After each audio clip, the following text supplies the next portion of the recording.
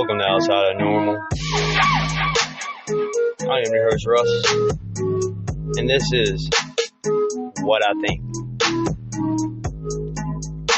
This series is on the Constitution. So far we covered the preamble, and last week we covered the First Amendment. This week we covered the Second Amendment. This is probably going to be a two-part episode just because of all the things that the Second Amendment covers with the right to bear arms and everything that's going on with school shootings, concealed weapons, automatic weapons, the laws therefore against and for, and how the federal government slowly taking the state's rights of the individual in the state and making broad changes. So sit back, get ready. This is the unfiltered, uncensored, untamed thoughts of Russell Brown. This is the Second Amendment.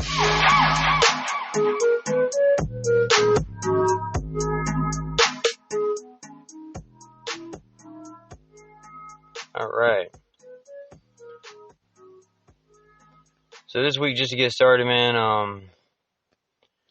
we're going to go over what the Second Amendment is. It says, a well-regulated militia being necessary to the security of a free state, the right of the people to keep and bear arms shall not be infringed. Alright, so if we go with an overview of what this means,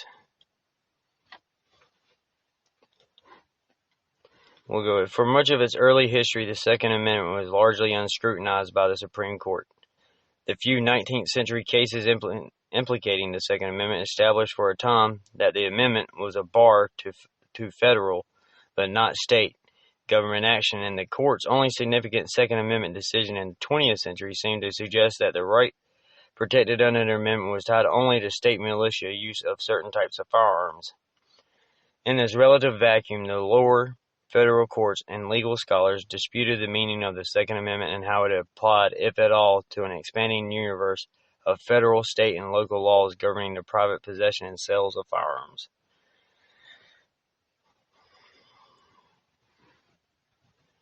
By the beginning of the 21st century, many of the U.S. Court of Appeals that considered the matter concluded that the Second Amendment protected a collective right tied to militia or militia use of firearms, while some courts and commentators maintained that the amendment enshrined an individual's right to possess firearms outside the context of militia or military activity. In 2008 case District of Columbia versus Heller, the Supreme Court held, after a lengthy historical analysis, that the Second Amendment protects an individual right to possess firearms for historically lawful purposes, including self-defense in the home.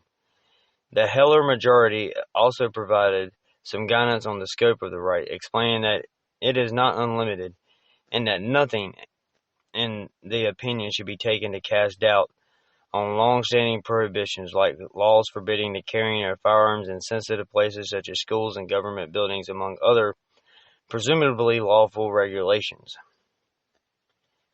2 years after Heller, the court revisited the question of whether the Second Amendment applies to the states, concluding in McDonald v. City of Chicago that the right to keep and bear arms is a fundamental right that is incorporated through the 14th Amendment against the states. In a subsequent decision in Kayento v. Massachusetts, the court issued a brief per curiam opinion vacating a Massachusetts Supreme Court decision that had upheld a law prohibiting the possession of stun guns.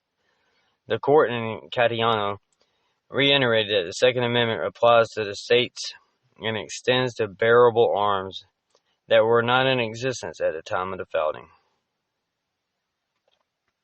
In the 2022 case, New York State Rifle and Pistol Association versus Bruin, the court considered that considered the constitutionality under the Second Amendment of a portion of New York's firearms licensing scheme that restricts the carrying of certain licensed firearms outside the home, In a 6-3 decision, the court struck down New York's requirement that an applicant for an unrestricted license to carry a handgun outside a home for self-defense must establish proper cause, ruling that the requirement is at odds with the Second Amendment.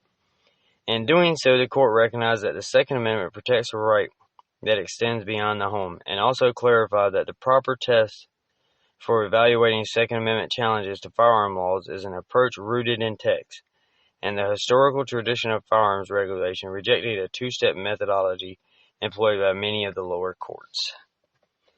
Alright, so that's a brief overview of what the Second Amendment is. As you can see, there's 3 different cases excuse me, where the Supreme Court upheld the individual's rights to bear arms.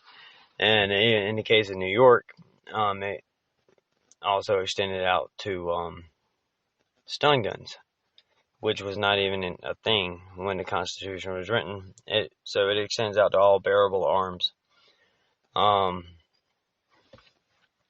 The reason that these 3 cases are important, the reason I highlight them, and the reason I bring out this text here, and you can find this text at the constitution.congress.gov, and it's a great tool if you're looking to find any historical document, any law, any regulation that's on the books in the United States. You can find them and find explanations and overviews and all this great stuff at the congress.gov. Anyways, with the right to bear arms, traditionally, it was held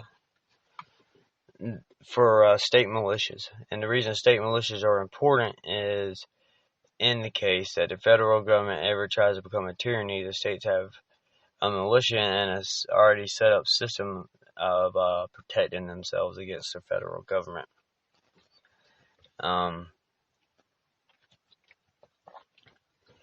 This is different than the National Guard. A lot of states have the National Guard, and a lot of states employ them as their anytime there's trouble in the state or anything like that. But the state itself has a right to form a military and a militia of the citizens of that state. And there are a multitude of militias out there that are private militias that are completely legal under the Second Amendment. You find, especially down in Texas, with the Border Patrol people, and there's a militia down there that patrols the border completely under their constitutional right to do so and to protect their state. And as in the case in New York, you can see that the individual right to bear arms goes past just having them in your home. That you can, you have the right to carry a firearm on you and for protection. What's interesting to note here is that the Supreme Court largely did not touch the Second Amendment or any cases that have to do with the Second Amendment until 2008.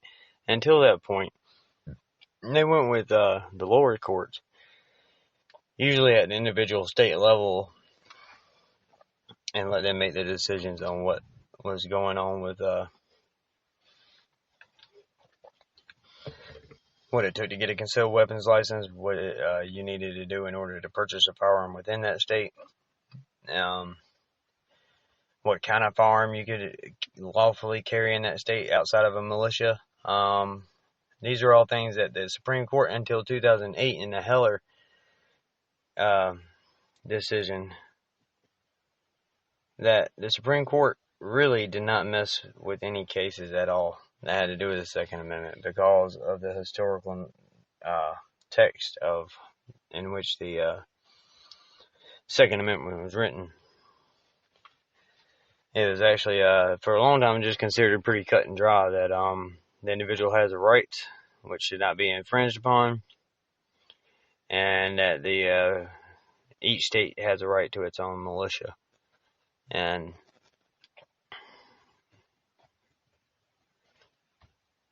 so to let you know in the next segment what we're going to go over,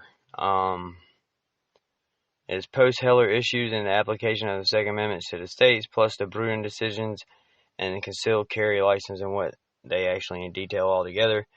But right now I want to sit here and focus on the Second Amendment versus people's paranoia, panic, and rash decision making due to the increase of, well, I say the increase of school shootings, but school shootings have been going on since the late 1700s and here in the United States and the colonies. It's just here in recent years we've had news and the ability to report such in a manner that is at the speed of now. As soon as it's happening, you know about it, and it gets sensationalized because Democrats love to use the Second Amendment issue to get votes in, and so does the Republicans. Republicans like to use your constitutional right to bear arms and as a huge issue for their base. The Republican Party traditionally supports the right to bear arms, the right to bear any arms that you want to bear, no matter what size gun it is, whether it's automatic, any of that stuff. If it was up to the NRA and right-wing conservative groups such as the NRA, then people would be able to carry any, you could carry bazookas around in the street if you wanted to. On the flip side of that, if it was up to progressives and the Liberal Party of the Democrats, the only people that would be carrying guns would be police officers and military. And the individual's rights to bear arms would be pretty much stripped down to nothing. So you had to find a balance in between the two parties. Obviously, if you swing too far either way, it's not good. Obviously, for the reasons you don't want people walking around the streets able to carry hand grenades. Because they get upset in the middle of rush hour traffic, they just start throwing grenades everywhere, and it's just mass chaos. On the other hand, you don't want to swing too far the other way and take away all the rights of the American people to bear arms, because that's what keeps other countries from coming here and invading us and trying to take over what we have in our sovereignty. The fact that the private citizen here keeps people like China and India and Iran, Iraq, Russia, anyone that would want to do the United States harm, it keeps them at bay, because they know if they came here, they don't just have to fight our military, they'd have to fight the individual citizen door to door. And that is a prospect that no foreign army wants to face. And I've heard theories before that China's implanting troops down in Mexico or whatever, and Russia's got troops coming over through Canada and all this crazy conspiratorial crap. But here's the thing: if you try to invade the United States anywhere other than the northeast, really, maybe over there in the far northwest, you have a lot of liberal people who don't have guns. But even then, you still have a lot of, even no matter where you really try to, but if you try to come in through the southern border, or you try to come in through the Midwest to West areas of our country, you're running into citizens that have more guns than the military does. And it'd be an impossible war for anyone to fight. Because before the military ever even got there, you'd be fighting on all fronts against private citizens. And that's what makes the United States really unique as far as any country in the world, is our ability to arm our private citizens. And the Second Amendment is a huge reason why this is possible. In the day and age of school shootings, people's paranoia, and people's natural reaction to want to act now and fix the solution, or fix the problem with the solution now, it's a scary thing, because depending on who's running Congress at the time, and who's in the White House at the time, you could have legislation passed through that could seriously do damage to the Second Amendment and the individual's rights. And it's not going to stop people who are bad people from getting guns, and it's not going to stop them from using guns. The only thing you're doing then is making the responsible U.S. citizen defenseless against people who don't care about your law anyway. So it's a really fine line that you had to draw there. Do I think personally that automatic weapons are necessary for a private citizen? No. I don't think it's necessary, but I do believe that it's a firearm, and we have the right to bear firearms. And in that case, the government doesn't have a right to tell you that you can't own one.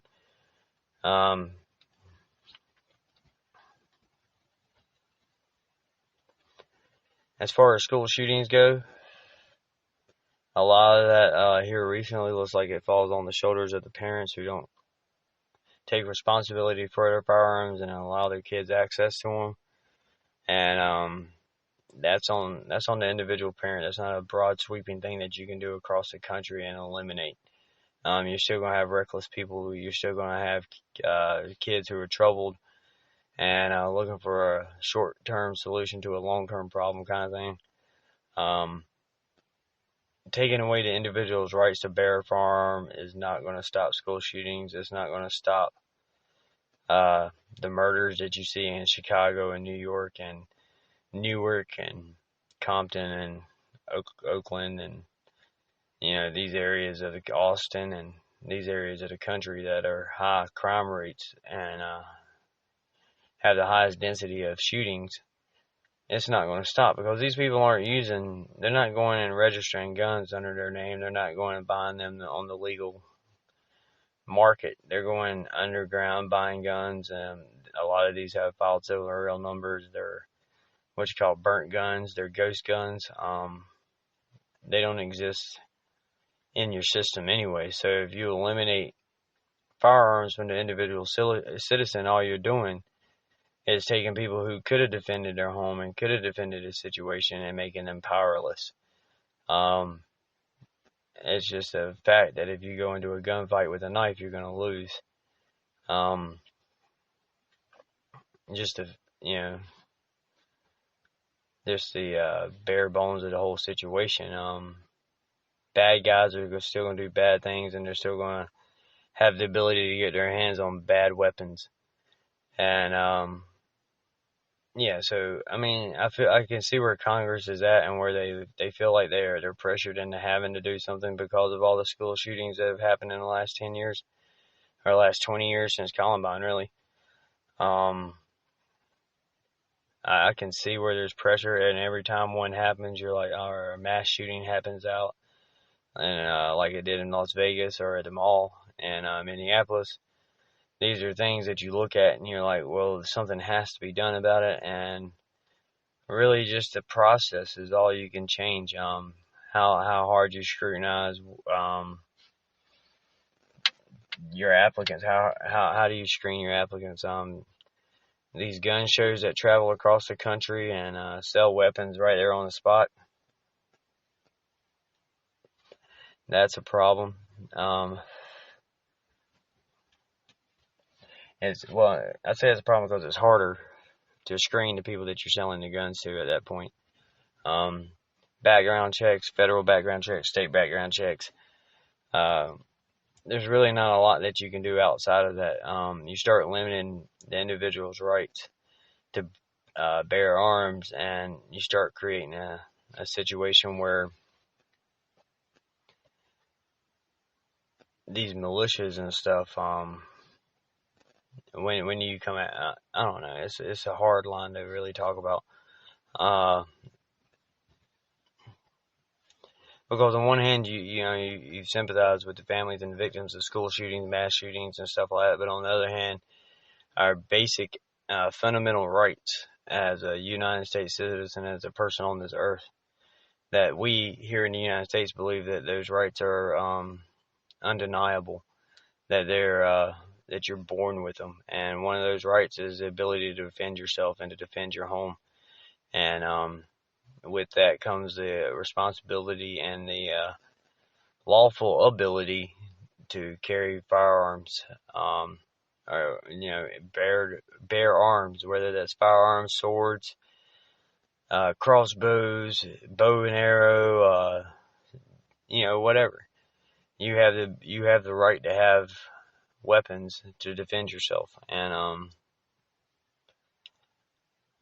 with that being said, we're at the 20-minute limit here on this episode. So next episode, we're going to deep dive into the Second Amendment here, concealed weapons.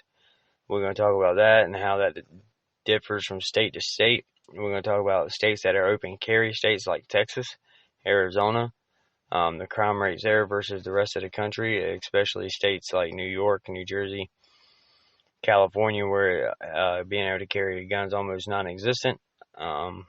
We'll look at the differences between those, and we'll dive deeper into what was going on with the Heller decision and the individual rights to the firearms, and then post-Heller issues and the application of the Second Amendment to the individual states. And until then, I appreciate you joining me on Outside of Normal. I appreciate you checking out This Is What I Think. And tomorrow you'll get part 2. We'll release it, and we may even go with a part 3 on this one. It depends on how deep we dive into it and the nuances of this law, because out of all the amendments, the freedom of speech and everything with the First Amendment, the right to assemble, and the freedom of religion, that's important. And it gives us our basic rights in order to protest against our government, to speak out against the people that are elected into office, and to worship whatever way we want to as an individual. And these are important, but this amendment, the right to bear arms and the ability for self-defense, and for the state to be able to defend itself against the federal government,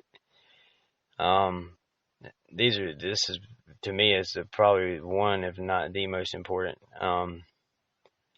laws of our Constitution. So we will be back tomorrow with a deeper dive into this. I appreciate you checking me out. Also coming at tomorrow for download will be Monk's Recap, where we recap all the new music that came out that came out today, Friday, and we'll talk about everything that happened in wrestling this week as well, along with a little other nuggets and stuff that have to do with pop culture and stuff. And starting next week, check us out on Laguna Knot Media on Instagram, Facebook, and Twitter. And Maddie's Corner is coming there, little video short clips of my 5-year-old and my 2-year-old Aspen getting together and doing crafts and games and little cool little stuff like that I'm sure you'll enjoy. I'm sure you will. So check that out starting next week. Until tomorrow, y'all have a safe and wonderful evening. We will be back then, and this is Outside of Normal. I appreciate y'all checking us out today and giving us a listen to on our pre-recorded episodes. This is something new that we're going with. This is probably the direction that we're going to start heading in with Outside of Normal. We'll still do the live cast every night from 10 to 2, Monday through Sunday.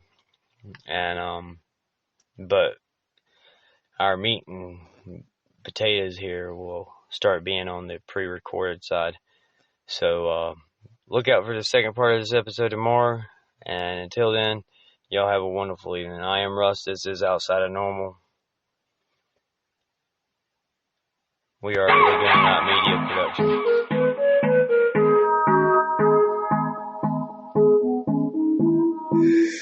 This is what I think.